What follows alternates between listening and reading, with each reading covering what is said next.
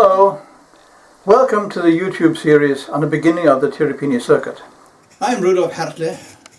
My father was the first Lutheran missionary to enter the Viru area. I'm here to tell you the story. This part is called Translation Work.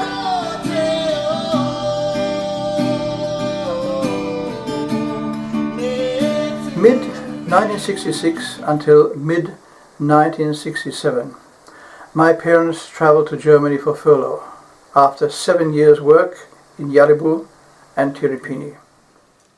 When they came back, they arrived on the very day that the Namusu, the Native Marketing and Supply Service Limited, was dedicated in Pangia. On seeing my parents, the people flocked to them to greet them, crying and laughing.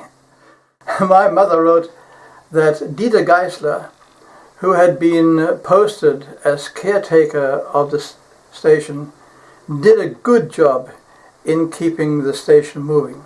The baptism classes were making headway and everything was running smoothly. He himself told me that he was in the process of orientation and had just left much of the work to the station evangelist, Naeman. It seems both of them had worked efficiently. My parents said the house looked like the day that they had left. Everything was in its proper place. Both of them went straight to work. My mother continued translation work and Sunday school, and my father started sermons on the New Testament. My mother translated stories of Jesus with a translation team. She said that Purapa and Yauka, who were native speakers, did the actual translation. She herself acted as an advisor. They followed the booklet of the Bavarian Church with following headings: The Childhood of Jesus, number 2, the beginning of his ministry, number 3, Jesus' ministry in Galilee, number 4, Jesus on his way to Jerusalem, number 5, Jesus' suffering, death and resurrection, and number 6, the Acts of the Apostles. The booklet was often reprinted.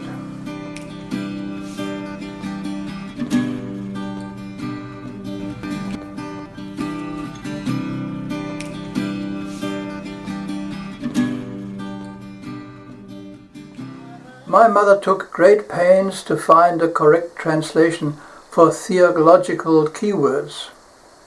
These keywords were discussed at length with the translators and then back-translated. Eventually, they were used in sermons and were understood by the people. Dr. Kerr published the Gospels according to Mark and John as late as 1969. He used slightly different expressions, but that time, however, the theological expressions had already been in use and were understood. They were always explained in the sermons.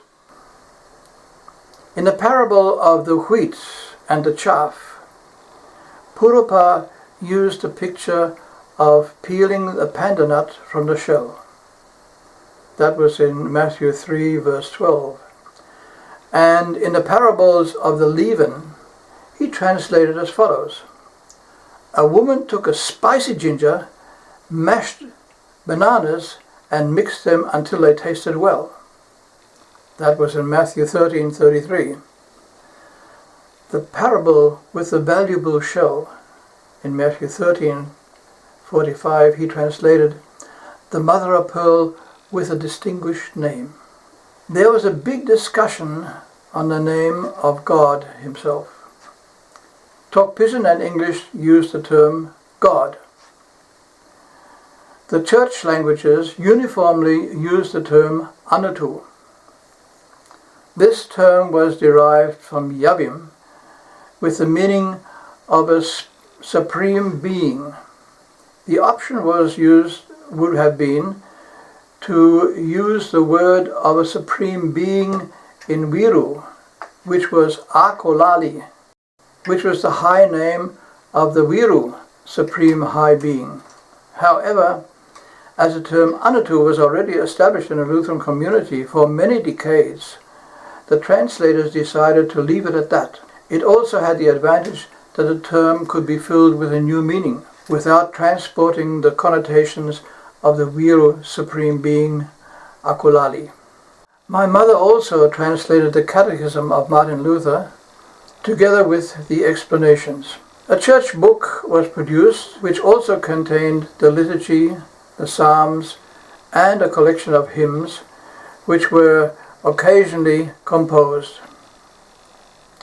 After the first baptism, 1970, my parents went home for furlough and were later posted to Ogelbing in the Mount Hagen district. My mother there continued with her translation work and had the assistance of Wiru students. She translated the Bible readings for the Sunday's text for the Tiripini congregations and produced 4 booklets. Much later, at the age of 87, she started to revise these booklets.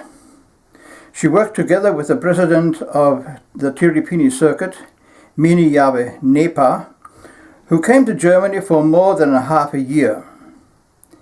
Mini Yahweh had received some training through Dr. and Mrs. Kerr from the Summer Institute of Linguistics.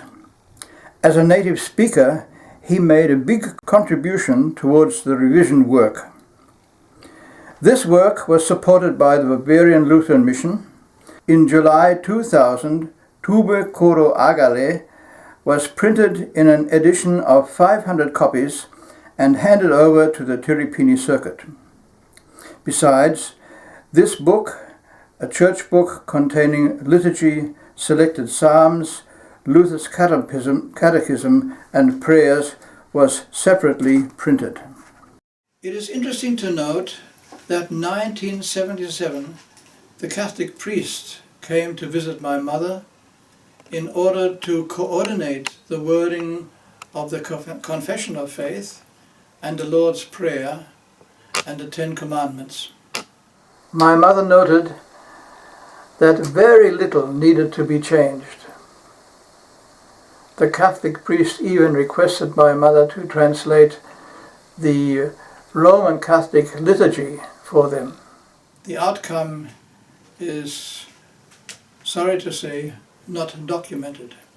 However, there is no doubt that my mother made enormous contribution toward the publication of the gospel for the Wiru community, particularly to the Lutheran community. In 1968, my mother conducted further literacy courses. On the whole, there were 4 courses, 1 for women, 1 for younger men, 1 for older men, and 1 for the headmen who later served as churchly elders. Mother's household workers conducted a course for women. This course had 90 participants. The participants who had learned the lessons and stories took them back to their villages and to their families, and thus served as multipliers. My father noted that the influx of other denominations had continued.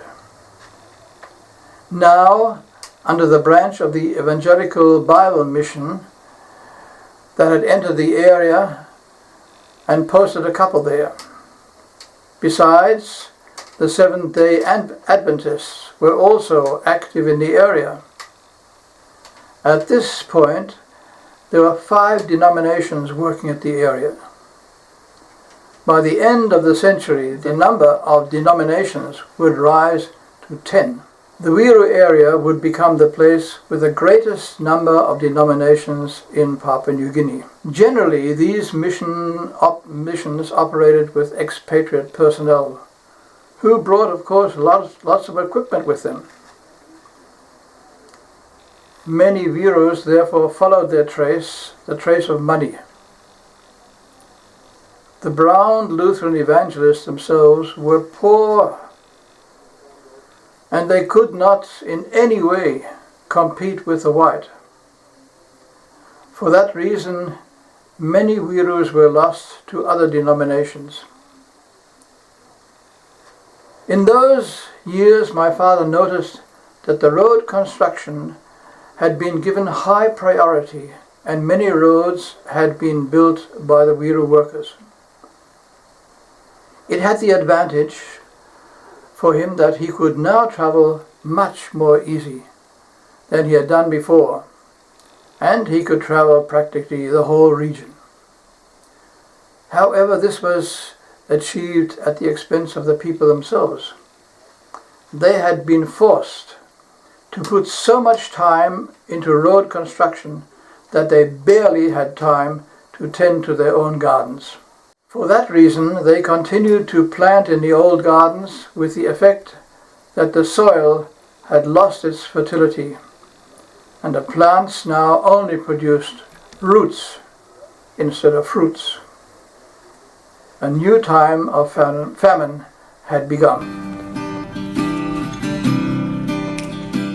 Nevertheless, in Tiripini, preparations for a special feast had taken place. And I shall tell you more on that feast in the next part, which is called the First Baptism. So, see you some more. Cheerio!